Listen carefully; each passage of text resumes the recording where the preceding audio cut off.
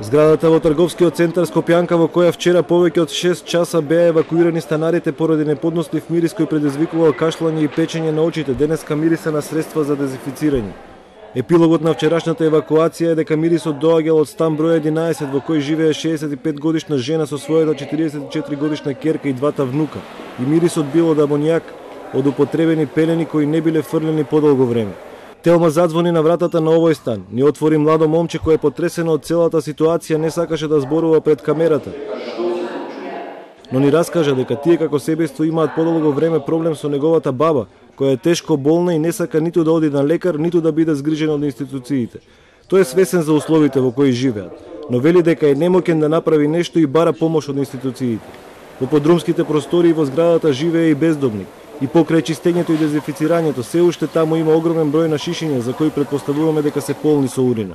Стално се чистеше влезот, имаме фирма, имаме тоа што си плаќаме се редовно да се одржува.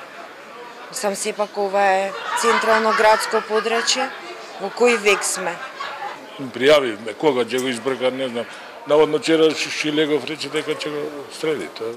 И вратата нон-стоп ја направивме и со шифра, со све, ама не функционира и таа, кршат. Дали бездомници, дали овде што шетат млади деца.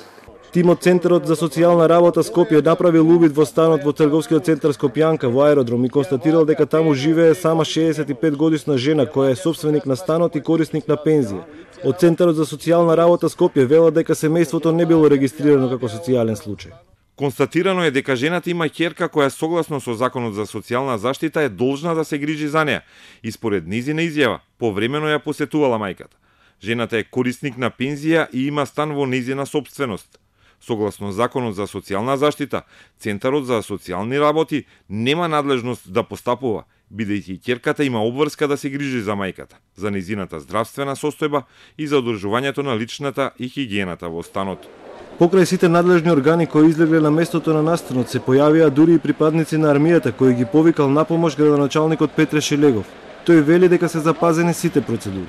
Бидејќи неколку часови луѓето стоја пред влезовите, за нас побрзото решение беше да се активира ова единица и на моја замолница всушност се истераа сите армиски процедури и се дозволи присуство на таа единица. Таа единица констатира зголемено присуство на амоњак во критичниот стан.